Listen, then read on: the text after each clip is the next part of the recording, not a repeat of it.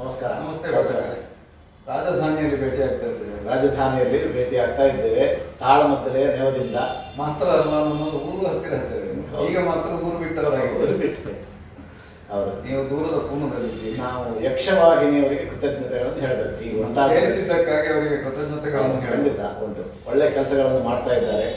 ಈ ಮಟ್ಟಿನ ಬಗ್ಗೆ ಮತ್ತೆ ಈ ಪ್ರಸಂಗಗಳನ್ನು ಸೇರಿಸುವ ಬಗ್ಗೆ ಎಲ್ಲ. ಅದರಲ್ಲಿ ಅದಕ್ಕೊಂದು ಪ್ರಾಮುಖ್ಯ ಏನು ಅಂತಂದ್ರೆ, ಯಾವ ಕೆಲಸ ಅದು ದಾಖಲಾಗಬೇಕು. ಯಾವುದು ದಾಖಲಾಗುವುದಿಲ್ವೋ ಅದಕ್ಕೆ ಇತಿಹಾಸದಲ್ಲಿ ಮೌಲ್ಯವೇ ಇಲ್ಲ. ಯಾಕಂದ್ರೆ ಕರ್ತರು ಯಾರು ಅಂತಲೇ ಗೊತ್ತಿಲ್ಲ. ನಮ್ಮ ಹಳೆಯ ಕವಿಗಳೆಲ್ಲ ಅವರ ಹೆಸರನ್ನು ಮುಚ್ಚಿಟ್ಟು ಹೌದು, ದೊಡ್ಡ ನಷ್ಟ ಆಯ್ತು ಅಂತ ನನ್ನ ಕಡೆ. ಕವಿಗಳು ಅಂತ ಹೇಳುವಾಗ ನೋಡಿ, ಅಜಿತ್ ಕಾರಂತರು ನಮ್ಮ ಛಂದಸ್ಸುಗಳನ್ನು ಅಥವಾ ಮಟ್ಟುಗಳನ್ನು ಹುಡುಕ್ತಾ ಹುಡುಕ್ತಾ ಅವ್ರಿಗೆ ಎಷ್ಟು ಛಂದಸ್ಸುಗಳು ಸಿಕ್ತು. 150ಕ್ಕೂ ಹೆಚ್ಚು. ಅದು ಒಂದೇ ಹೆಸರಿನ. ಈಗ ಭೈರವಿ ತಿರುವುಡೆ ಅಂತ ಅದರಲ್ಲಿ ವೈವಿಧ್ಯ ಇದೆ.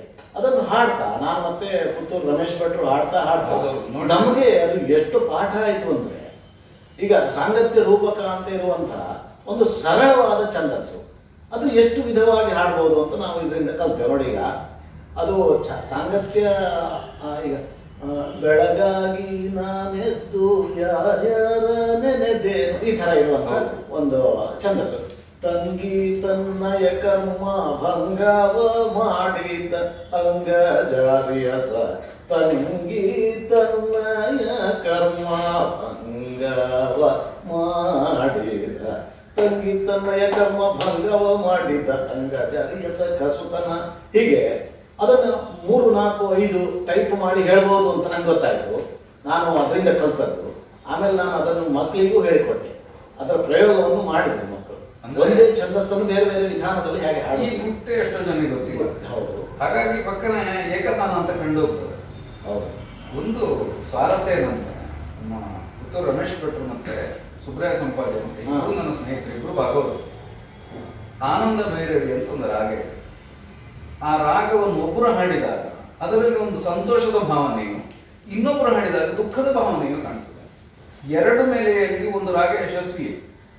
ಇಂತಹ ಸಾಧ್ಯತೆಗಳನ್ನು ನೀವು ಮಟ್ಟಿನ ವಿಚಾರದಲ್ಲಿ ಹೇಳಿದಾಗ ರಾಗದ ಮೇಲೆಯೂ ನಾವು ಪ್ರಯೋಗ ಮಾಡಿ ಸಾಧಿಸಬಹುದು ಅಂತ ನಾನು ಕಾಣ್ತೇನೆ. ಹೌದು, ಕಾರಂತರು ಈ ಆನಂದ ಭೈರವಿಯನ್ನು ಯಾವುದೋ ಒಂದು ದುಃಖದ ರಾಗಕ್ಕೆ ಸೆಟ್ ಮಾಡಿದಾಗ, ದುಃಖದ ಸಾಹಿತ್ಯಕ್ಕೆ, ಹೌದು, ಪದ್ಮಚರಣರು ಅದೇನು ಯಕ್ಷಗಾನದಲ್ಲಿ ಆನಂದ ಭೈರವಿಯನ್ನು ಬಳಸ್ತೀರಿ ನೀವು, ನಮ್ಮಲ್ಲಿ ಅದು ಪರಂಪರೆ. ಹೌದು, ದುಃಖಕ್ಕೆ ಆನಂದ ಭೈರವಿಯನ್ನು ಬಳಸುವ ಕ್ರಮ ಬೇರೆ ರಂಗದಲ್ಲಿ ಇಲ್ಲ, ಕಡಿಮೆ. ಅದು ನೀವು ದುಃಖಕ್ಕೆ ಬಳಸುವ ಆನಂದ ಭೈರವಿ ಅಂತ ಅವ್ರು ನಗಾಡ್ತಿದ್ರು. ಹಾಗೆ ಹೆಸರು ಆನಂದ ಭೈರವಿ ಉಂಟು, ನೀವು ಅದನ್ನು ದುಃಖಕ್ಕೆ ಬಳಸ್ತೀರಿ ಅಂತ. ಈ ರಾಗದ ಒಂದು ಪರಿಣಾಮ ಮುಮ್ಮೇಳದ ಮೇಲೆ ಆಗೇ ಆಗ್ತದೆ. ಅಂದ್ರೆ ಕಲಾವಿದ ಅದನ್ನು ಅನುಭವಿಸುವ ಹೃದಯ ಸಂಸ್ಕಾರ ಉಳ್ಳವಾಗಿರ್ಬೇಕು. ಅದಿದ್ರೆ ಯಾವ ರಾಗ ಆದ್ರೂ ಒಂದೇ ಅಂತ ಆಗ್ತದೆ. ಹಾಗಾಗಿ ಕೆಲವು ರಾಗಗಳು ನಮ್ಮಲ್ಲಿ ಮೂಡಿಸುವ ಏನು ಭಾವನೆಗಳು, ಅದು ಅಭಿವ್ಯಕ್ತಿಗೆ ಪೂರಕವಾಗಿ ಒದಗಿದಾಗ ಪರಿಣಾಮ ತುಂಬಾ ಚೆನ್ನಾಗಿರ್ತದೆ. ಹೌದು, ಲಯವೂ ಹಾಗೆ. ಹೌದು, ಈ ಭಾಗವತಿಕೆಯ ಮತ್ತು ನಿಮ್ಮ ಹಿಮ್ಮೇಳದ ಲಯವು ನಮ್ಮ ಮಾತಿನ ಲಯವನ್ನು ನಿಯಂತ್ರಿಸ್ತದೆ. ಲಯ ಅಂತ ಹೇಳುವಾಗ ಒಂದು ನಿಮ್ಮಲ್ಲಿ ಪ್ರಶ್ನೆ, ತುಂಬಾ ಪದ್ಯ ಉದ್ದ ಮಾಡ್ತಲ್ಲ, ಅದು ನಾವು ಬಾರಿಸ್ತೇವೆ. ಪದ್ಯ ಉದ್ದ ಮಾಡುದು ಅಂತ ಆಕ್ಷೇಪ ಅಲ್ಲ.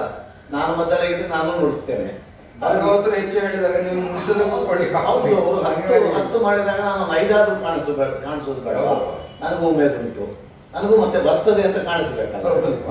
ಆಗ ನಿಮಗೆ ಅರ್ಥಕ್ಕೆ ಒಂದು ಪದ್ಯದಿಂದ ಇನ್ನೊಂದು ಪದ್ಯಕ್ಕೆ ದಾಟುವಾಗ ನಿಮಗೆ ತೊಡಕಾಗುವುದಿಲ್ಲ. ತೊಡಕ ಆಗ್ತದೆ ಇಲ್ಲ ಅನ್ನೋದು ಕಲಾವಿದರ ಮನೋಧರ್ಮದ ಮೇಲೆ ಉಂಟು. ನೀವು ಪದ್ಯವನ್ನು ಅನುಭವಿಸಿ ನಿರ್ವಹಿಸುವವರಾದ್ರೆ ಒಂದು ಸಣ್ಣ ಮಟ್ಟಿನ ತೊಡಕು ಬರ್ತದೆ. ಇಲ್ಲ, ಪದ್ಯಕ್ಕೂ ನನಗೂ ಸಂಬಂಧ ಇಲ್ಲ, ನಾನು ಏನು ತಿಳಿದಿದ್ದೇನೋ ಅಥವಾ ಏನು ಹೇಳಬೇಕು ಅದನ್ನು ಹೇಳ್ತೇನೆ ಎಂಬ ಒಂದು ಯಾಂತ್ರಿಕ ಪ್ರಜ್ಞೆ ಅವನಿಗೆ ನೀವು ಪದ್ಯ ಎಷ್ಟೊತ್ತು ಹೇಳಿದ್ರು ಏನೂ ಸಮಸ್ಯೆ ಇಲ್ಲ. ಅಂದ್ರೆ ನಮ್ಮ ಈ ಅರ್ಥಧಾರಿಗಳಲ್ಲಿ 2 ವಿನ್ಯಾಸ. ಒಂದು, ನಾನು ಪೂರ್ವ ಸಿದ್ಧವಾಗಿ ಏನು ಯೋಚನೆ ಮಾಡಿದ್ದೇನೆ ಅದನ್ನೆಲ್ಲ ಹೇಳಿಬಿಡ್ತೇನೆ. ಅವನಿಗೆ ಪದ್ಯ ಹೇಗಿದ್ರೆ ಯಾವ ರಾಗದ, ಕೆಲವು ಸಲ ಯಾವ ಪ್ರಸಂಗದ್ದಾದ್ರೆ ಆಗೋದು. ಇದನ್ನು ಅನುಭವಿಸಿ ಮಾತಾಡುವ ಒಂದು ತಾಂತ್ರಿಕ ತೊಡಕು. ನಾವು ಎಲ್ಲ ಒಂದು ಅದರ ಮೇಲೆ ಪದ್ಯದ ಎತ್ತುಗಡೆ ಮಾಡಿರ್ತೇವೆ ಯಾವುದೋ ಒಂದು ವಿಷಯ ಹೇಳಲಿಕ್ಕೆ. ಪದ್ಯ ದೀರ್ಘ ಆಯ್ತು, ಪದ್ಯ ಮುಗಿಯಿತು. ನಾನು ಎತ್ತುಗಡೆ ಮಾಡಿದ್ದು ಯಾವ ಉದ್ದೇಶಕ್ಕೆ ಅನ್ನೋದೇ ಮರೆತು ಹೋಗುವ ಅವಕಾಶ ಇದೆ.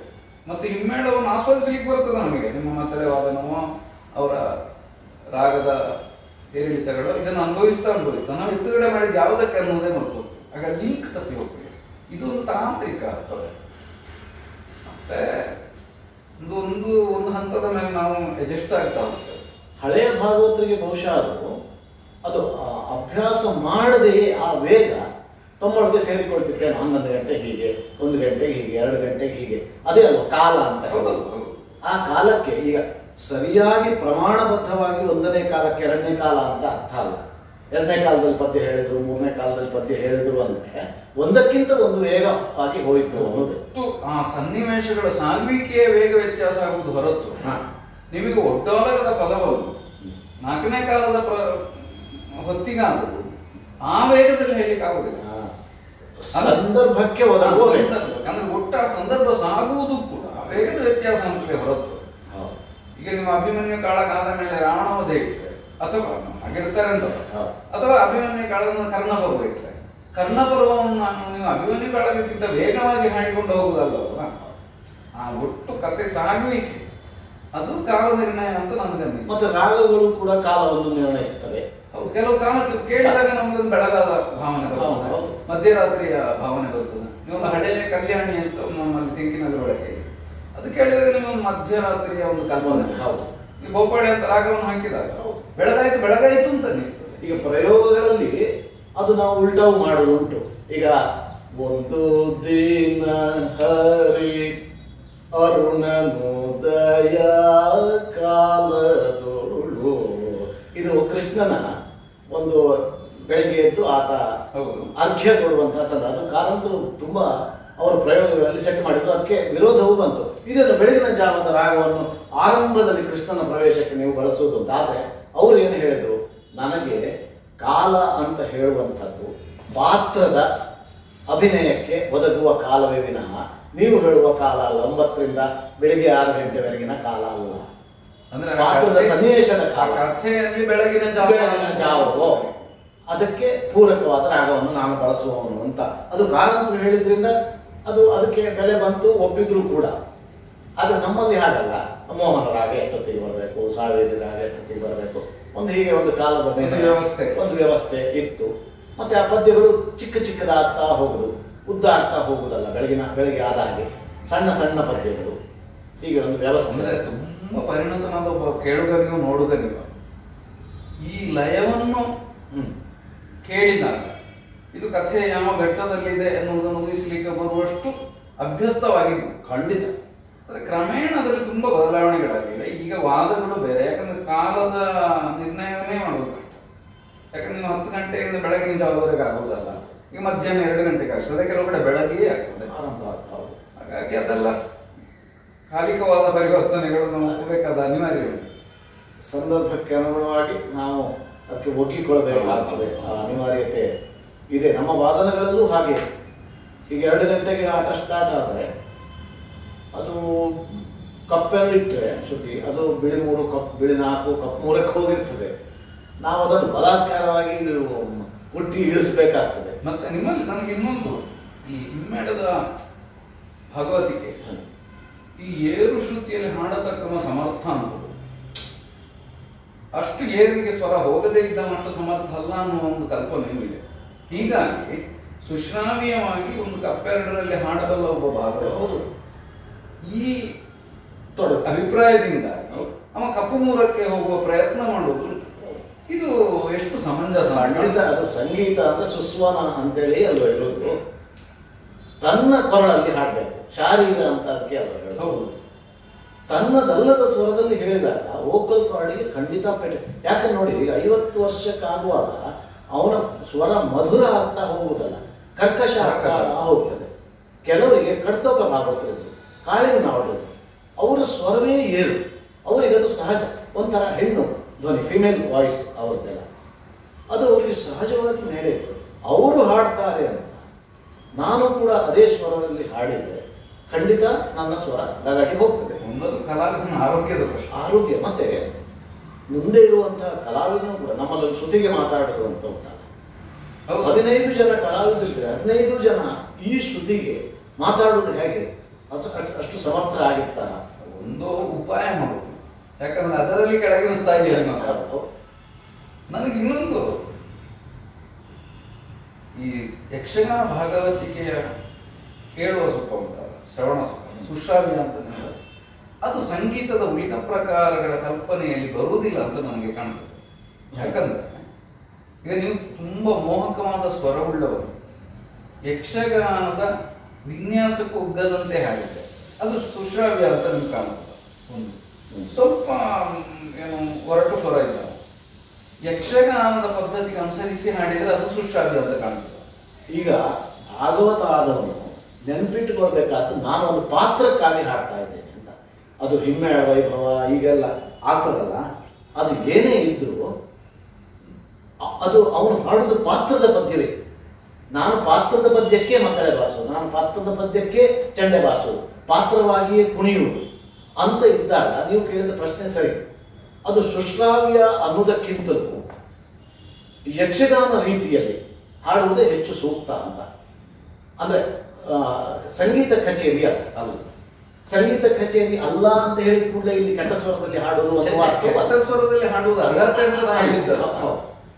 ಹಾಗೂ ಅಲ್ಲ, ಖಂಡಿತ ರೀಚ್ ಆಗಲೇಬೇಕು. ಸುಸ್ವರದಲ್ಲಿ ಆ ಭಾಗವತನಾದವನು ರೀಚ್ ಆಗಲೇಬೇಕು.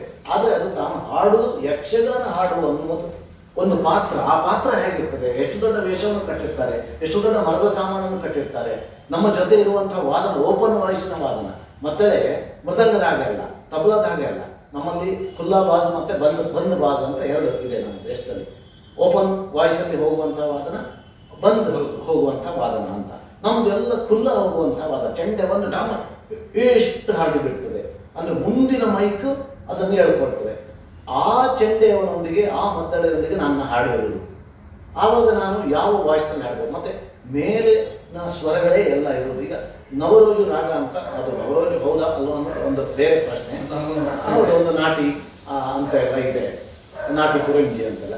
ಅದನ್ನು ಹಾಡಬೇಕಿದ್ರೆ ಕಷ್ಟ ಇದೆ, ಕಷ್ಟ ಇದೆ. ಮೈಕ್ ಬಂದ ಮೇಲೂ ನಮಗೆ ಕಷ್ಟ ಇದೆ. ಅದನ್ನು ಮೈಕ್ ಇಲ್ಲದಿದ್ದಂಥ ಸಂದರ್ಭದಲ್ಲಿ ಪರಿಣಾಮಕಾರಿಯಾಗಿ ಭಾಗವತರು ಹಾಡ್ತಿದ್ರು. ನಮ್ಗೆ ಆಶ್ಚರ್ಯ ಕಾಣ್ತದೆ, ಮತ್ತೆ ಅವ್ರ ಮೇಲೆ ತುಂಬ ಗೌರವ ಮೂಡುತ್ತದೆ. ಯಾಕಂದ್ರೆ ಆ ಸ್ವರಗಳನ್ನು ಅಷ್ಟು ಮೇಲಿನ ಸ್ಥಾಯಿಯಲ್ಲೇ ಅವ್ರು ಹಾಡಿ ರಂಜಿಸ್ತಿದ್ರಲ್ಲ, ರೀಚ್ ಮಾಡ್ತಿದ್ರಲ್ಲ, ಅದು ಹೇಗಿರ್ಬೋದು ಅಂತ.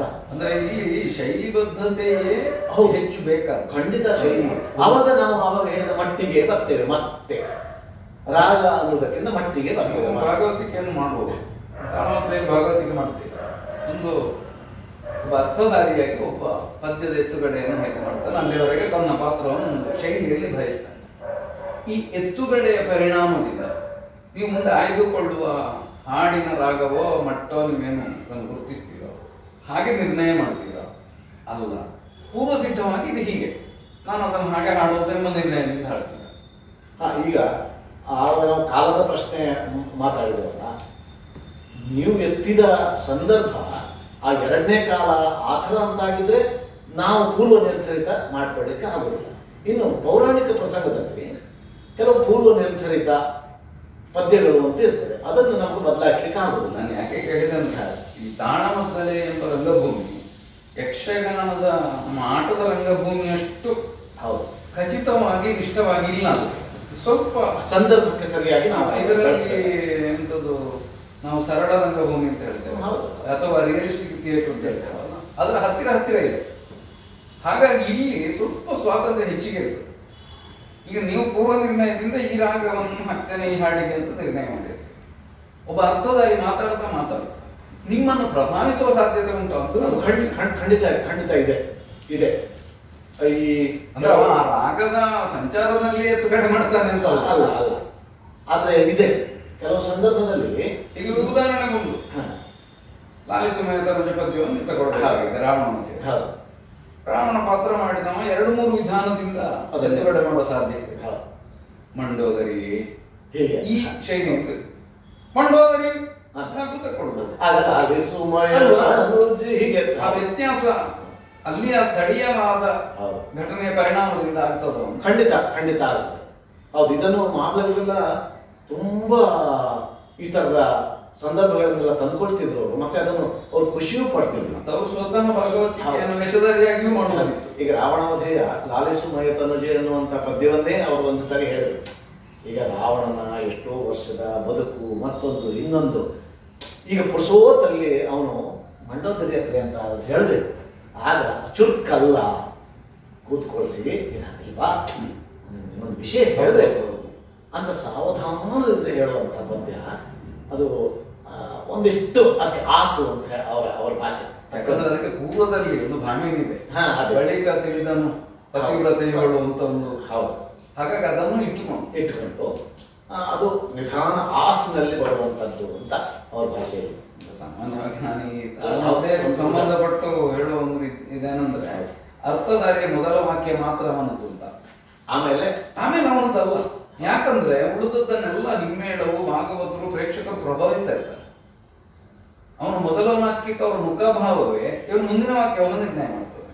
ಅಂದ್ರೆ ಅಲ್ಲಿ ಸ್ಪಂದನ ತೀವ್ರವಾಗಿರ್ತದೆ ಅಂತ ನಿಮ್ಗೆ ಅಲ್ಲಲ್ಲೇ ಪ್ರತಿಕ್ರಿಯೆಗಳು ಸಿಗ್ತವೆ. ಇದು ತುಂಬಾ ಇಂಪಾರ್ಟೆಂಟ್. ಆದ್ರಿಂದಲೇ ಈಗ ನಿಮ್ಮ ಬೆಲೆ ವಾದಕರು ನಿಮ್ಮ ಈ ವಾದನವನ್ನು ಆಸ್ವಾದಿಸುವ ಜನ ಎದುರಿದ್ದಾರೆ. ನಿಮ್ಮ ವಾದನದ ವಿನ್ಯಾಸ ಸ್ವಲ್ಪ ಬದಲಾಗುವುದಿಲ್ವಾ? ಬದಲಾಗ್ತದೆ. ಅದರ ಬಗ್ಗೆ ದೊಡ್ಡ ಕಾಳಜಿ ಇಲ್ಲದನೂ ಇದ್ದಾರೆ. ನೀವು ಒಂದು ಯಾಂತ್ರಿಕವಾಗಿ ಬಯಸ್ತಾ ಹೋಗುದಿಲ್ಲ.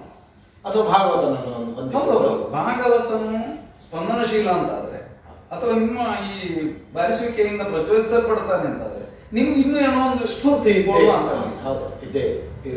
ಯಕ್ಷಗಾನದ ತಾಳಮದ್ದ ಇರಲಿ, ಆಟ ಇರಲಿ, ಇದರ ಒಂದು ವಿಶಿಷ್ಟತೆ ಇರುವುದು ಅಲ್ಲಲ್ಲಿಯೇ ಅಲ್ಲಲ್ಲೇ ಫಲಿತಾಂಶ ಅಂತ ನಾವು ಹೇಳ್ತೇವಲ್ಲ, ಇಮಿಡಿಯೇಟ್ ಆಶುಕಲೆ ಅಂತ ಹೇಳ್ಬೇಕಾಗುತ್ತೆ. ಅಂದ್ರೆ ನೀವು ಯಾವುದನ್ನು ತಯಾರು ಮಾಡಿ ಹೋಗ್ಲಿಕ್ಕೆ ಆಗುತ್ತೆ ಅಥವಾ ಹೋಗಿ ಪ್ರಯೋಜನ ಇದ್ದರೆ ತಯಾರು ಮಾಡಿ ಇದ್ದಾರೆ. ಒಂದು ಹಂತದವರೆಗೆ ಅದು ಬೇಕು ಕೂಡ. ಎಷ್ಟು ಸ್ವಾರಸ್ಯ ಇರ್ತದೆ ಅಂದ್ರೆ ಪಾಠಕ್ಕೆ ತಾಳಮದ್ದಲ್ಲಿ ಅರ್ಥ ಹೇಳ್ತಾ ನನಗೊಂದ್ಸಲ ಎಲ್ಲಿಯೋ ಒಂದು ಪಾತ್ರ ಯಾವುದು ನನಗೆ ಪರಿಚಿತವಾದದ್ದನ್ನು ಹೇಳ್ತಾ ಉಂಟು ಅಂತ ಅನ್ನಿಸ್ತಾ ಉಂಟು.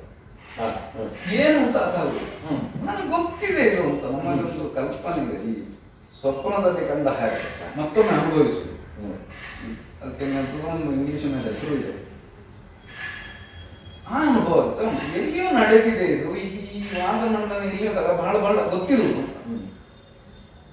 ಎಷ್ಟೋ ಹೊತ್ತು ಕಳೆದ ಮೇಲೆ ನಮ್ಗೆ ಗೊತ್ತಾಯ್ತು. ನಾನು ಯೂಟ್ಯೂಬ್ನಲ್ಲಿ ಯಾವುದೋ ನಮ್ಮ ತಾಳಮದ್ದ ಪ್ರಸಾರ ಆದ ಅರ್ಥವನ್ನು ಅದೇ ವಿನ್ಯಾಸ ಮತ್ತು ವಿಷಯದೊಂದಿಗೆ ಅದೇ ವಾಕ್ಯಗಳೊಂದಿಗೆ ಇದರ ಅರ್ಥದಾಗಿ ನಮ್ಮಲ್ಲಿ ಮಂಡಿಸ್ತಾ ಇದ್ದಾರೆ. ನಾನು ಆ ಪಾತ್ರವಾಗಿ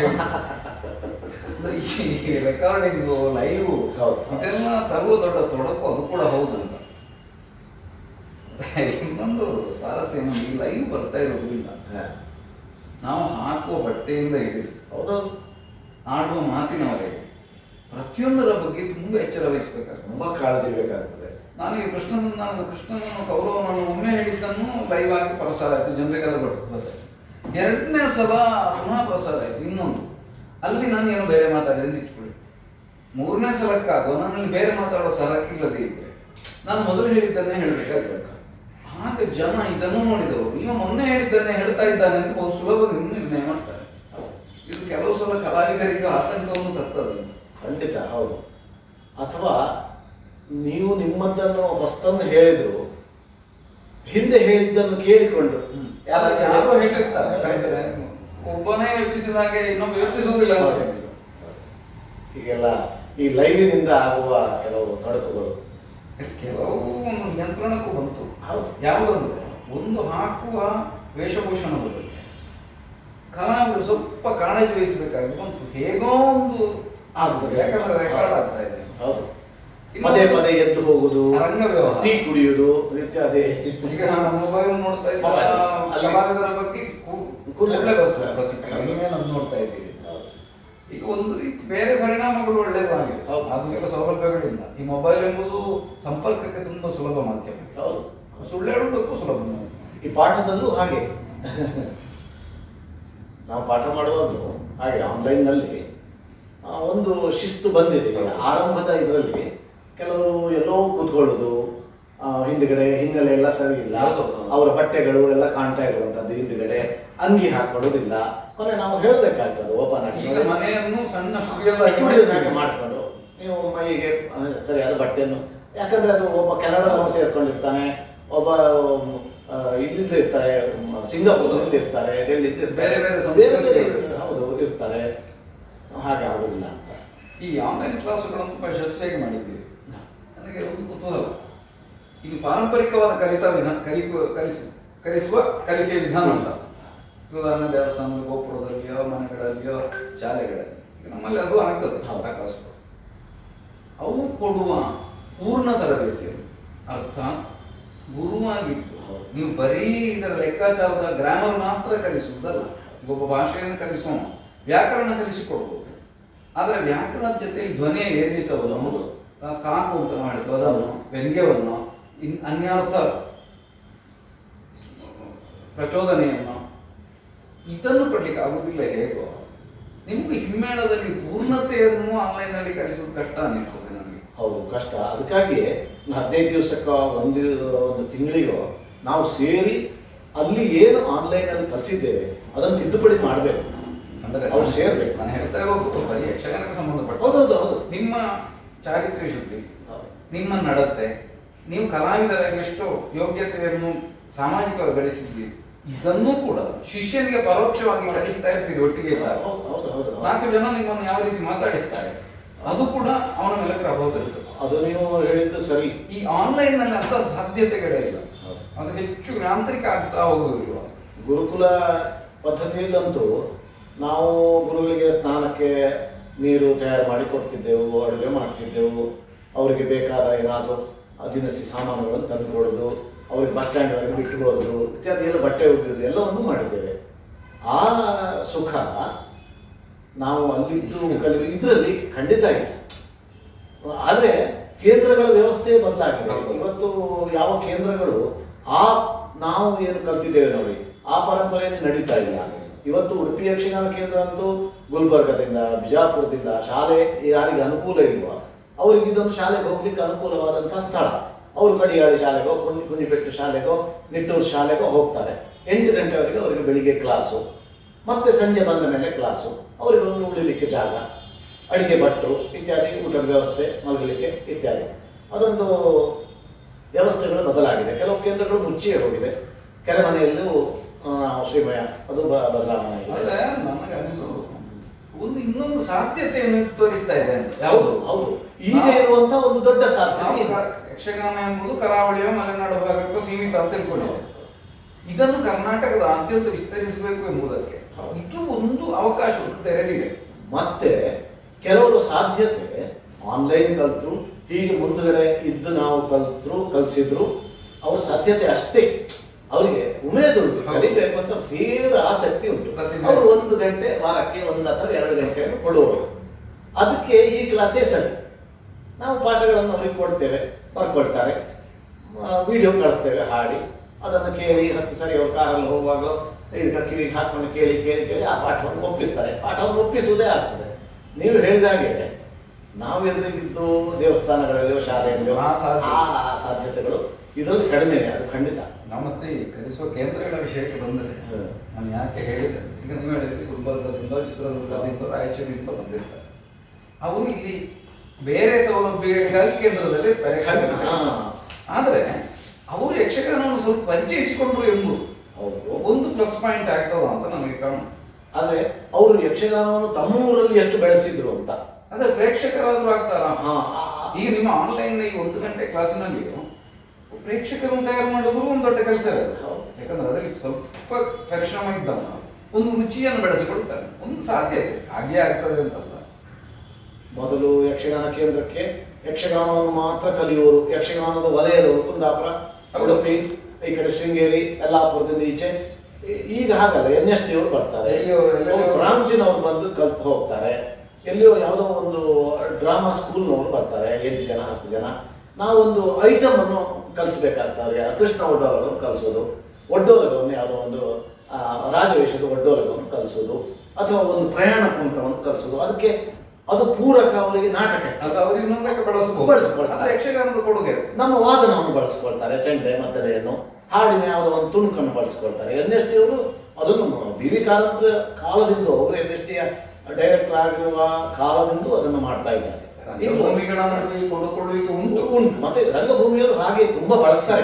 ಸಂಬಂಧಪಟ್ಟು ನಮಗೆ ಹೆಗ್ಗೋಡ್ನಲ್ಲಿ ನೀನಾಸಂ ಸಂಸ್ಥೆಯ ವತಿಯಿಂದ ಪ್ರತಿ ವರ್ಷ ಒಂದು ಪ್ರಾಯೋಗಿಕವಾದ ಒಂದೆರಡು ದಿವಸದ ಪ್ರಾತ್ಯಕ್ಷಿಕೆಗಳು ತಾಣ ಪ್ರದರ್ಶನಗಳು ಆಗ್ತವೆ.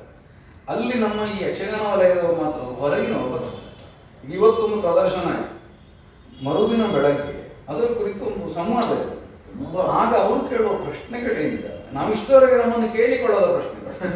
ಹಾಗಾಗಿ ಕಲಾವಿದರಿಗೆ ಆ ದೃಷ್ಟಿಯಿಂದ ಯೋಚನೆ ಮಾಡಲಿಕ್ಕೂ ಕೂಡ ಒಂದು ಹೊಸ ಒಂದು ಬೆಳಕನ್ನ ಪ್ರಶ್ನೆಗಳು ಕೊಡ್ತಾರೆ. ಅಂದ್ರೆ ಯಕ್ಷಗಾನ ಹೊರಗಡೆ ಹೋದಾಗ ಅವರ ಪ್ರತಿಕ್ರಿಯೆ ಎಂಬುದು ನಮಗೆ ಇಲ್ಲಿ ಯಕ್ಷಗಾನದ ನೆಲದಲ್ಲಿ ಸಿಕ್ಕುವ ಪ್ರತಿಕ್ರಿಯೆಗಿಂತ ಭಿನ್ನ.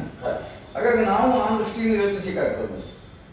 ಈಗ ಕೃಷ್ಣನ ಬಣ್ಣ ಹಾಗೆ ಹಾಕಿರ್ಬೇಕು ಈಗ ಒಂದು ಪ್ರಶ್ನೆ, ಅಥವಾ ಒಂದು ಹಣೆಗೆ ನಾಮ ಹಾಕ್ತಾರೆ. ಈಗ ನಮ್ಮಲ್ಲಿ ಏನಾಗಿದೆ ಅಂತಂದ್ರೆ ಈ ಹಣೆಗೆ ಹಚ್ಚುವ ನಾಮ ವೇಷಧಾರಿಗಳಲ್ಲಿ ಒಂದು ಹಂತದ ಹಣೆಗೆ ಮಾತ್ರ ಇರ್ತದೆ, ಆಮೇಲೆ ಭಾಗ ಕಿರೀಟದವರೆಗೆ ಖಾಲಿಯಾಗಿ ಉಳಿತದೆ. ಅಂದ್ರೆ ಬೇರೆ ಬೇರೆ ಅನುಕೂಲಗಳಿಗೆ ಕಲಾವಿದ ಹಾಗೆ ಮಾಡಿ ಮಾಡುವುದು ಅಥವಾ ಚಿಟ್ಟಪಟ್ಟಿ ಕಟ್ಟಿದ್ದೇ ಅಡ್ಡಿ ಆಗಿದೆ. ಆದ್ರೆ ಹೊರಗಿನವರಿಗೆ ಅದು ಪ್ರಶ್ನೆ ಕಾಣ್ತದೆ. ನಾವಿದನ್ನು ಸಹಜ ಅಂತ ಹೋಗ್ತೇವೆ, ಅದೆಲ್ಲ ಆಶ್ಚರ್ಯ ಏನಿಲ್ಲ ನಮಗೆ. ಅಲ್ಲ ಹೊರಗಿನವ್ರು ಕೇಳ್ತಾನದು ಯಾಕೆ ಅದು ಹಾಗಿದೆ, ಯಾಕೆ ಲೋಪ ಆಗಿದೆ. ಅಲ್ಲಿ ನಮ್ಮ ಒಡ್ಡೋಲಗದಲ್ಲಿ ತಿರುಗಿ ಕುಣಿಯುವ ಕ್ರಮ ಉಂಟಲ್ಲ ತೆರೆಗೆ, ಅದು ಯಾಕೆ ಅಂತ ಒಂದು ಹಾಗೆ ನೀವು ಹೇಳುವಾಗ ನೀವು ಅನಗತ್ಯವಾಗಿ ಆ ಶ್ಲೋಕವನ್ನು ಯಾಕೆ ಬಳಸಿದ್ರಿ, ಆ ಪಾತ್ರಕ್ಕಷ್ಟೇ ಹೇಗೆ ಗೊತ್ತು, ಇಂಥ ಪ್ರಶ್ನೆಗಳು ಬರ್ತವೆ. ನಾವು ಕೇಳಿಕೊಳ್ಳೋದೇ ಇಂಥ ಪ್ರಶ್ನೆಗಳು. ನಮಗೆ ಅರ್ಥಧಾರಿಗೆ ಶ್ಲೋಕ ಗೊತ್ತಿದ್ರೆ ಸಾಕಾಗುತ್ತೆ, ಅವರಿಗೆ ಆಗಲ್ಲ. ಪಾತ್ರಕ್ಕೂ ಗೊತ್ತಿರಬೇಕು ಅಂತ ಅವರಿಗಿದೆ. ಅಂದ್ರೆ ಯಕ್ಷಗಾನ ಹೊರಗಡೆ ಹೋದಾಗ ನಾವು ಎದುರಿಸುವ ಪ್ರಶ್ನೆಗಳು ನಾವು ಊಹಿಸದೇ ಇದ್ದದ್ದು ಬರ್ತದೆ. ನಮ್ಗೆ ಉತ್ತರಿಸಲಿಕ್ಕೆ ಕಷ್ಟವಾಗ್ತದೆ ಕೆಲವು ಸಲ. ಹೌದು, ಸುಲಭದಲ್ಲಿ ನಾವು ನಮ್ಮಲ್ಲಿ ಹಾಗೆ ಅಂತ ಹೇಳೋದು ಉತ್ತರ ಆಗೋದು. ತೆರೆಯ ಬಳಕೆ ನಮ್ಮ ಇಡೀ ದೇಶದಲ್ಲಿ ಇದೆ ಅಂತ ತಿಳಿದಾಗ, ಎಲ್ಲ ರಂಗಭೂಮಿಯಲ್ಲೂ ಇದೆ ಅಂತ ತಿಳಿದಾಗ ನಾವು ಆ ತೆರೆ ಒಡ್ಡಲಗವನ್ನು ಮಾಡೋದು ಅವ್ರಿಗೆ ವಿಶೇಷ ಆಗಿ ಕಾಣುದಿಲ್ಲ. ಹೌದು, ಅದನ್ನು ಕೇಳ್ತಾರೆ ತುಂಬಾ ಜನ, ಅದು ಯಾಕೆ ಆ ಕಡೆ ತಿರುಗಿ ಕುಣಿಯೋದು ಅಂತ ಎಲ್ಲ. ಈ ಥರದ ಪ್ರಶ್ನೆಗಳು ನೀವು ಹೇಳಿದಾಗೆ ಅನ್ಯ ರಂಗಭೂಮಿಯವರಿಗೆ ಅಥವಾ ಅನ್ಯ ಪ್ರದೇಶದ ಯಕ್ಷಗಾನ ಪ್ರದೇಶದವರಿಗೆ ಹೆಚ್ಚು ಹೆಚ್ಚು ಉದ್ಭವ ಆಗ್ತದೆ. ಮತ್ತೆ ನಾವೇ ಅದನ್ನು ಕೇಳ್ಕೊಂಡಿರೋ ಅನ್ಯ ರಂಗಭೂಮಿಯನ್ನು ಅರಿಬೇಕಾಗ್ತದೆ. ನಾನು ಅಂತ ಅಲ್ಲಿಗೆ ನಾವು ಕೂಡ ಹೋಗ್ಬೇಕಾಗ್ತದೆ. ಇಲ್ಲ ನಾವು ಪ್ರಪಂಚದಲ್ಲಿ ನಮ್ಮ ದೇಶ ಅಂತ ತಿಳ್ಕೊಂಡಿರ್ತೇವೆ. ಹೌದು ಅಲ್ವ ಅಂತ ಗೊತ್ತಿರುವುದಿಲ್ಲ. ವಾಡಿಕೆಯಿಂದ ಬಂದದನ್ನು ಹೇಳ್ತೇವೆ. ಬೇರೆ ಬೇರೆ ರಂಗಭೂಮಿಯನ್ನು ಇವತ್ತು ಈಗ ಯಕ್ಷಗಾನ ಕಲಿಯುವ ಮಕ್ಕಳು ಕೂಡ ಅಥವಾ ವಿದ್ಯಾರ್ಥಿಗಳು ಕೂಡ ಹಾಗೆ ಅಂತಹ ಸೂಕ್ಷ್ಮವನ್ನು ಗ್ರಹಿಸಬೇಕಾದ್ರೆ ಬೇರೆ ರಂಗಭೂಮಿಯನ್ನು, ಬೇರೆ ಸಂಗೀತವನ್ನು, ಹಿಂದೂಸ್ತಾನಿ ಆಗಲಿ ಕರ್ನಾಟಕಿ ಆಗಲಿ ಅದನ್ನು ಕಲಿಯುವ ಅನಿವಾರ್ಯತೆ ಇದೆ ಖಂಡಿತವಾಗಿ. ನೀವು ಈ ಪ್ರಸಂಗಗಳ ಬಗ್ಗೆ ಸ್ವಲ್ಪ ತಿಳ್ಕೊಂಡವ್ರೆ, ಸ್ವಲ್ಪ ಅಂತಲ್ಲ ಚೆನ್ನಾಗಿ ತಿಳ್ಕೊಂಡವ್ರೆ. ಈಗ ನನಗೆ ಅನಿಸಿದ್ದು ನಿಮ್ಮ ಅನುಭವ ಹೌದು ಅಂತ ನಾನು ಗೊತ್ತಿಲ್ಲ. ಈ ಪ್ರಸಂಗದ ಭಾಷೆ, ಯಕ್ಷಗಾನ ಪ್ರಸಂಗದ ಭಾಷೆ, ಅದನ್ನು ನೀವು ಎಲ್ಲಿಯೋ ಒಂದು ಸೊಲ್ಲು ಕೇಳಿದಾಗ ಅಥವಾ ಒಂದು ಪದ್ಯವನ್ನು ಓದಿದಾಗ ಇದು ಯಕ್ಷಗಾನ ಪ್ರಸಂಗದ ಹಾಡು ಅಂತ ನಮ್ಗೆ ಅರ್ಥ ಆಗ್ತದೆ. ನೀವು ಹೇಳಿದ್ರೆ ಕನ್ನಡದ ಇತರ ಛಂದಸ್ಸುಗಳಲ್ಲಿ, ಇತರ ಸಾಹಿತ್ಯ ಪ್ರಕಾರದಲ್ಲಿ, ಕಾವ್ಯದಲ್ಲಿದ್ದ ಛಂದಸ್ಸುಗಳಲ್ಲಿ ಇದ್ದಾಗಲೂ ಇದು ಯಕ್ಷಗಾನದ್ದು ಅಂತ ಪ್ರತ್ಯೇಕ ಗೊತ್ತಾಗ್ತದೆ. ಅದು ಇತ್ತೀಚಿನ ಪ್ರಸಂಗಗಳಲ್ಲಿ ಆ ರೀತಿಯ ಭಾಷೆ ಬದಲಾಗಿದೆ. ಅರ್ಥಾತ್ ಒಂದು ನಡುಗನ್ನಡ, ಹಳಗನ್ನಡದ ಒಂದು ಹತ್ತಿರದ ಭಾಷೆ ಯಕ್ಷಗಾನದ ಭಾಷೆ. ಇತ್ತೀಚಿನ ಪ್ರಸಂಗಗಳಲ್ಲಿ ಈ ಭಾಷಾ ಪ್ರಯೋಗದಲ್ಲಿ ಏನೋ ಒಂದು ವ್ಯತ್ಯಾಸವಾದ ಹಾಗೆ, ಅಥವಾ ಇನ್ನೂ ಹೇಳೋದಾದ್ರೆ ಸ್ವಲ್ಪ ಭಾವಗೀತಾತ್ಮಕವಾದ ಗುಣ, ಬಿಡಿ ಪದ್ಯಗಳು ಏನೋ ಸ್ವತಂತ್ರ ಭಾವವನ್ನು ತೋರಿಸುವ ಒಂದು ಗುಣ ಯಕ್ಷಗಾನ ಪ್ರಸಂಗದಲ್ಲಿ ಕಾಣಿಸ್ತದೆ ಅಂತ ನನಗೆ ಅನ್ನಿಸ್ತದೆ. ಹೌದು, ಏನ್ ಹೇಳ್ತೀರಿ? ಖಂಡಿತ ಹೌದು, ಹಾಗೆ ಆಗಿದೆ. ಮತ್ತೆ ನಾವು ಐಟಮ್ ಕೊಡೋದು ಅಂತ, ಸನ್ನಿವೇಶ ಕೊಡೋದು ಅಂತ ಹಿಂದಿನ ಪ್ರಸಂಗಕ್ಕರ್ಥ ಹಾಗೆ ಬರೆಯುವುದಿಲ್ಲ. ಅಲ್ಲಿ ಪದಗುಚ್ಛಗಳಿತ್ತು. ನಾನು ತನುಜ ಬಳಿಯ ಅಂಜದಿಂದ ಯುದ್ಧದ ಕೊನೆಯವರೆಗೆ ಸುಗ್ರೀವರು ಕಂಟಿನ್ಯೂಟಿ ಇರ್ತಿತ್ತು. ಈಗ ಏನಂದ್ರೆ ಒಂದು ಹಾಸ್ಯಕ್ಕೆ ಒಂದು ಅವಕಾಶ, ಒಂದು ಮುಖ್ಯ ಸ್ತ್ರೀವೇಷಕ್ಕೆ ಒಂದು ಅವಕಾಶ, ಒಂದು ಹುಲ್ಲು ಪಾತ್ರಕ್ಕೆ ಒಂದು ಅವಕಾಶ, ಹೀಗೆ ಅವಕಾಶವನ್ನು ಕೊಡುವ ದೃಷ್ಟಿಯಿಂದ ಬಹುಶಃ ಪದ್ಯಗಳು ಘಟಕಗಳಾಗಿ ಸ್ವತಂತ್ರ ಭಾವವನ್ನು ಹೊಂದುತ್ತವೆ ಅಂತಾದ್ರೆ ಒಟ್ಟು ಪ್ರಸಂಗದ ಲಿಂಕ್ ಆಗಿ ಅದು ವರ್ತಿಸುವುದಿಲ್ವೋ, ಸ್ವತಂತ್ರ ಆಗ್ತದೋ ಅಂತ ನಾನು. ಹೌದು ಹೌದು, ಖಂಡಿತ ಇಲ್ಲ, ಹೌದು ಆಗುದಿಲ್ಲ. ಅದು ಪ್ರತ್ಯೇಕವಾಗಿಯೇ ಉಳಿಯುತ್ತದೆ. ಮತ್ತೆ ರಂಗ ಭಾಷೆ ಅಂತ ಹೇಳುವಂಥದ್ದು ನಾವು ನೋಡ್ತಿದ್ದಾಗೆ ಭಾವಗೀತಾತ್ಮಕವಾಗಿ ಹಾಡುವಂಥದ್ದು ಕಂಪ್ಲೀಟ್. ಹೌದು, ಶೈಲಿ ಹೌದು, ಅದಕ್ಕೆ ಸರಿಯಾಗಿ ನುಡಿತಗಳು ಕೂಡ ಅದು ಸಹಜ ಅಲ್ವಾ. ಅಲ್ಲಿಂದ ಅದನ್ನು ಪ್ರೇರಣೆ ಹೊಸ ಶೈಲಿಯಲ್ಲಿ ಹಳೆ ಪ್ರಸಂಗದ ಪದ್ಯಗಳನ್ನು ಹಾಡುವ ಶೈಲಿ ಹೊಸತು. ಇದು ಸಾಹಿತ್ಯವೇ ಹೊಸತಾಗ್ತದೋ ಅಂತ ಸಾಹಿತ್ಯವೇ ಹೊಸತಾಗಿ ಸಂಗೀತವ ಹಾಡಿವೆ ಅಂತ ಒಂದು ಪದ್ಯ. ಪ್ರಸಿದ್ಧ. ಅಲ್ಲ, ಹಸಿ ಹಸಿಯಾಗಿ ಹಾಗೆಯೇ ಪಿಕ್ಚರ್ ಪದ್ಯವನ್ನು ತಂದಿದ್ದಾರೆ. ಹಾಡನ್ನೇ ಒಬ್ಬ ಭಾಗವತ ಹಾಡಿದ್ದಾರೆ. ಅದು ಯಕ್ಷಗಾನದ ಹಾಡು ಎನ್ನುವ ಭಾವನೆ ನಮಗೆ ಬರುವುದಿಲ್ಲ. ನಾವು ಕೇಳಿ ಕೇಳಿ ಕೇಳಿ ಅಭ್ಯಸ್ತವಾದ್ರಿಂದ ಈಗ ದೂರದಿಂದ ನೀವು ಯಕ್ಷಗಾನ ನಡೆಯುವ ಸ್ಥಳದಿಂದ ದೂರ ಹೋಗಿ ಯಕ್ಷಗಾನ ಪದ್ಯವನ್ನು ಕೇಳಿದ್ರೆ ಇದು ಯಕ್ಷಗಾನದ ಪದ್ಯವೇ ಹೌದಾ ಅಥವಾ ಭಾವಗೀತೆಯ ಅಥವಾ ಏನು ಅಂತಲೇ ಗೊತ್ತಾಗದಿದ್ದ ಸ್ಥಿತಿ ಉಂಟು. ಗೊತ್ತಾಗುದಿದ್ರೆ ಹಿಮ್ಮೇಳದ ವಾದನಗಳ ನುಡಿತದಿಂದ ಮಾತ್ರ ಬದಲಾವಣೆ ಮಾಡಿದ್ರೆ ಮದ್ದಳೆಯಲ್ಲಿ ತಬಲದ ನುಡಿತ ಬಂದ್ರೆ ಹೌದು. ಅಲ್ಲ, ಮದ್ದಳೆ ಒಂದು ತೆಗಿರಿ, ಆ ಸ್ಥಾನದಲ್ಲಿ ತಬಲ ಇಡಿ, ಹಾಗೆ ಏನಾಗ್ತದೆ ಅಂತ ಊಹಿಸಿ. ಅದು ಒಂದಿದೆ. ನಮ್ಮಲ್ಲಿ ಬಡಗಿಟ್ಟಿನಲ್ಲಿ ವೇಷಭೂಷಣ ಎಪ್ಪುತ್ತಿಟ್ಟಲ್ಲೂ ಇದೆ. ವೇಷಭೂಷಣ ಮೊದಲಾಗಲಿಲ್ಲ, ಅದನ್ನೊಂದು ತೆಗಿರಿ. ನಮ್ಮ ತೆಂಕಿನಲ್ಲಿ ನಾವು ತುಂಬಾ ಸಾಧನೆ ಪ್ರಯೋಗ ಮಾಡಿದ್ದೇವೆ. ಹೌದು, ವೇಷಭೂಷಣದಲ್ಲಿ ಭೂಮಿ ಸಶಕ್ತವಾಗಿರುವ ಸಂದರ್ಭದಲ್ಲಿ ವೇಷಭೂಷಣಗಳು ಸ್ವಲ್ಪ ಹಿಂಸರಿದ್ದವು ತೆಂಕಿನಲ್ಲಿ. ಅದರ ಪರಿಣಾಮ ಪುರಾಣ ಪಾತ್ರಗಳ ಮೇಲೆಯೂ ಬಂತು. ನೀವು ಟಿವಿಯ ಪಾತ್ರಗಳನ್ನು ನೋಡಿ ಅದಕ್ಕೆ ಮಾರುವುದು, ಅದನ್ನು ಆ ಶೈಲಿಯನ್ನು ನಾವು ರಂಗಭೂಮಿಗೆ ತಂದ್ರೆ. ಮೊನ್ನೆ ಯಾವುದೋ ಒಂದು ಕೌರವನ ವೇಷ ಮಾಡಿ, ಅದೇನಂದ್ರೆ ಕೌರವನಿಗೆ ಸಹಜವಾಗಿ ಬರೆಯುವ ನಾಮದ ಬದಲು ಚಕ್ರ ಹಾಕಿ ಏನೋ ಕಿರಣದೆಲ್ಲ ನೋಡಿದ್ರು. ಅದು ಯಾಕೆ ಇದನ್ನು ಮಾಡ್ತಾರೆ ಅಂತ ಗೊತ್ತಾಗುದು ಎಷ್ಟು ಸಲ. ಹೌದೌದು.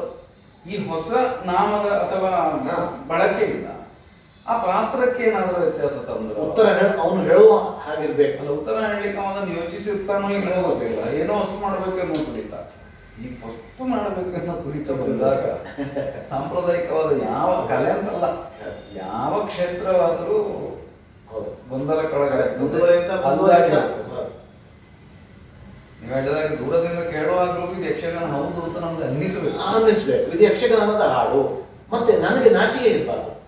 ನಾನು ಯಕ್ಷಗಾನ ಭಾಗವತಿಗೆ ಮಾಡುದು, ಯಕ್ಷಗಾನದ ಶೈಲಿಯಲ್ಲಿ ಹಾಡ್ತೇನೆ ಅನ್ನೋದ್ರಲ್ಲಿ ನಮಗೆ ಸಂಕೋಚ ಇರಬಾರ್ದು. ಯಾಕೆ ಸಂಕೋಚ ಇರಬೇಕು? ನೀವು ತಾಳಮದ್ದಲೆ ಅರ್ಥ. ಹೌದು ಸ್ವಾಮಿ, ಮಾಡ ನಿಮ್ಮವರು, ಸುಳ್ಯ ನನ್ನವರು, ಇದರಲ್ಲಿ ನಮಗೆ ಸಂಕೋಚ ಯಾಕೆ? ನಾನು ಯಕ್ಷಗಾನ ಭಾಗ ಎಲ್ಲವೂ ಎತ್ತುಗಡಿಯಲ್ಲಿ ನಮ್ಗೆ ಎಲ್ಲವೂ ಹೇಳುವಾಗ್ರೆ ಆ ಗಸುಧನು ಅಂತ ಹೇಳುವಾಗ ನಮಗೆ ಅದು ಆ ಫೋರ್ಸ್ ಇದೆ. ಯಕ್ಷಗಾನದ ಪದ್ಯ ನನಗೆ ಏನು ಅದರಲ್ಲಿ ಬದಲಾವಣೆ ಗಮನಿಸಿದಿರೋ ನನಗೆ ಗೊತ್ತಿಲ್ಲ. ಬಹುಕಾಲದಿಂದ ಒಂದು ಯಕ್ಷಗಾನ ಹಾಡುಗಾರಿಕೆ ಒಂದು ಸಿದ್ಧವಾದ ಮಾದರಿ. ಸ್ವರ ಶೈಲಿಗಳ ಪ್ರಭೇದವು ಸ್ವಲ್ಪ ಮಟ್ಟಿಗೆ ಇದ್ದರು. ನೀವು ಹೇಳಿದ್ರೆ ಇದು ಯಕ್ಷಗಾನ ಹೌದು ಅಂತ ಅನ್ನಿಸುವ ಹಾಗೆ ಬಹುಕಾಲದಿಂದ ಕ್ರಮೇಣ ಒಂದು 2-3 ದಶಕಗಳಿಂದ ಈಚೆಗೆ ಆ ಶೈಲಿ ಪ್ರಭೇದಗಳು ಮಾಯ. ಈಗ ನೀವು ಪೂರ್ವ ಶೈಲಿ ಬೇರೆ ಅಥವಾ ನೆಪೂರ್ವ ಶೈಲಿ ಬೇರೆ, ಬೇರೆ ಕಡತೋಗೋದು ಈ ತರ, ಅಥವಾ ನಮ್ಮಲ್ಲಿ ಬಲಿಪರ ಈ ಶೈಲಿ ಪ್ರತ್ಯೇಕ ಇದ್ದಾಗ ಅದು ಯಕ್ಷಗಾನ ಆಗಿತ್ತು. ಆದ್ರೆ ಈಗ ಶೈಲಿ ಪ್ರಭೇದಗಳೇ ಕಡಿಮೆ ಆಗಿ ಯಕ್ಷಗಾನ ಹೌದೋ ಅಲ್ವೋ ಎಂಬ ಏಕ ರೂಪಕ್ಕೆ ಒಂದು ಮುಟ್ಟಿದೆ ಅಂತ ನಾನು ಕಾಣೋದು. ಯಾವುದೋ ಒಂದು ತಪ್ಪು ಗ್ರಹಿಕೆಯಿಂದಲೋ ಏನು ತಾನು ಮತ್ತೆ ಅರ್ಥಗಾರಿಕೆಯನ್ನು ಗಮನಿಸಿ ಒಂದು ಹಂತದವರೆಗೆ ಯಾವ ಶೈಲಿಯಲ್ಲಿ ಮಾತಾಡಿದ್ರು ಅದು ಯಕ್ಷಗಾನದ ಅರ್ಥಗಾರಿಕೆ ಅನ್ನಿಸುವ ಹಾಗೆ. ಈಗ ಶೇಣಿಯವರು ಬೇರೆ, ದೇರಾಜಿಯವರು ಬೇರೆ, ತೆಕ್ಕಟ್ಟೆಯವರು ಬೇರೆ, ಅವಂದು ಅವಂದೇ. ಆದರೆ ಅದು ಯಕ್ಷಗಾನ ಅರ್ಥಗಾರಿಕೆಯಾಗಿತ್ತು.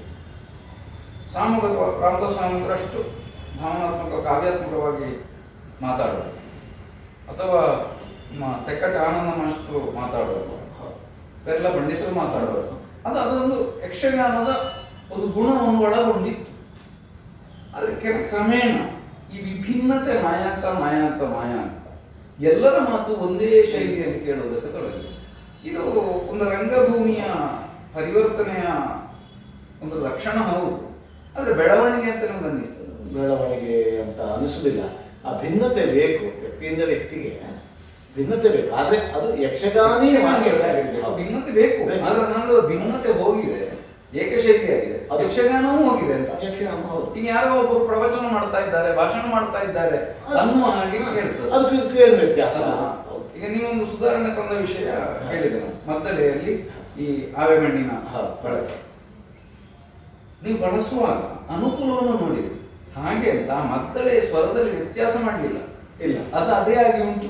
ಅದು ವ್ಯತ್ಯಾಸ ಆಗಿದೆ ಅಂತ ಪರಿಶೀಲನೆ ಮಾಡಿ ಮಾಡಿ ಮಾಡಿ ಅದನ್ನು ಮತ್ತೆ ನಾವು ಹೊಸತನ್ನು ತರುವಾಗ ಅದನ್ನು ಮೀರುವ ಹಾಗಿಲ್ಲ ಅಂತ ಅದು ಇನ್ನೊಂದು ಒಳ್ಳೆಯ ಕೊಡುಗೆಯಾಗಿ ಉಳಿತದೆ.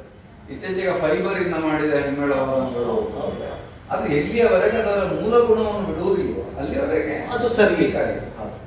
ಹಾಗಾದ್ರೆ ಇದು ಎಲ್ಲಿಯೋ ದೂರ ಸರಿಯುವುದು ನೋಡಿದಾಗ ಅದು ಈ ಹಾಡಿನ ವಿಷಯದಲ್ಲೂ ನೀವು ಹೇಳಿದ ಶೈಲಿ ಅದು ಯಕ್ಷಗಾನಕ್ಕೆ ಎಲ್ಲವೂ ಆಗುವ ತುಳಿತ. ನಮಗೆ ಫಿಲ್ಮು ಆಗಬೇಕು, ನಾಟಕವೂ ಆಗಬೇಕು, ಎಲ್ಲವೂ ಆಗುವಂತ ಒಂದು ಹಪಹಪಿಕೆಯಿಂದ ಹೆಚ್ಚು ಜನ ಬರಬೇಕು, ಹೆಚ್ಚು ಜನವೂ ಬರಬೇಕು. ಅದು ಒಂದು ಕಡೆ ಇದ್ದೇ ಇದೆ. ಈಗ ಯಕ್ಷಗಾನಕ್ಕೆ ಎಷ್ಟೇ ಇದಾಗಲಿ ಧ್ವನಿವರ್ಧಕ ಇಲ್ಲದೇ ಇಲ್ಲ ಒಂದು 100-200 ಜನರಿಗೆ ಮುಟ್ತಾರೆ. ಈಗಲೂ ಅದಕ್ಕಿಂತ ಹೆಚ್ಚು ಜನ ಬಂದು ಅದು ಸತ್ಯ ಆಗೋದು. ಹೌದು ಹೌದು, ಅಷ್ಟೇ ಜನರನ್ನು ನಾವು ರೀಚ್ ಮಾಡ್ತಾ ಇರೋದು ಸತ್ಯಕ್ಕೂ ಆಗಬೇಕಾದ್ದು ಅಷ್ಟೇ ಅಲ್ಲ. ಅವಾಗ ನಮ್ಮ ದಾನ ಮತ್ತೆ ಕಷ್ಟ. 200 ಜನಕ್ಕಿಂತ ಹೆಚ್ಚಾದ ಗೊಂದಲ ಗೊಂದಲವೇ. ಮತ್ತೆ ಇಂಟಿಮೇಟ್ ಆಗಿರುವಂತದ್ದೇ ಮುಖ್ಯ. ಪ್ರೇಕ್ಷಕರ ಒಂದು ದೃಷ್ಟಿಕೋನದಲ್ಲಿ ಆಗೋ ಬದಲಾವಣೆ ನೋಡಿ.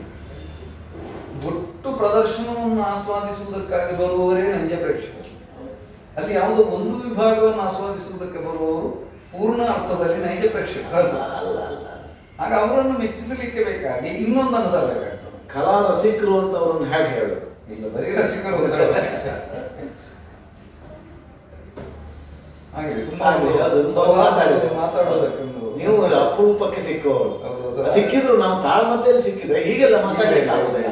ನೀವು ನಿಮ್ಮ ಅರ್ಥ ಮತ್ತೊಂದು ಇದರಲ್ಲಿ ಇರ್ತೀರಿ, ಮತ್ತೆ ನಾವು ಬಂದದ್ದು ಇಷ್ಟೇ ಮಾತಾಡ್ತೇವೆ. ಆಮೇಲೆ ತಾಳ್ಮತೆ ಮುಗಿದ ಮೇಲಂತೂ ಮನೆಗೆ ಯಾರಿಗೂ ಸಿಕ್ಕುದಿಲ್ಲ. ಮನೆಗೆ ಓಡುದೊಂದೇ ತಲೆಯಲ್ಲಿ ಬೇಗ ಮನೆ ಮುಟ್ಟಬೇಕು ಅಂತ. ಹಾಗೆ ತುಂಬಾ ಸಂತೋಷ. ಇನ್ನೊಂದ್ಸರಿ ಸಿಕ್ಕುವ. ಹಾಗೆ ನಮಸ್ಕಾರ.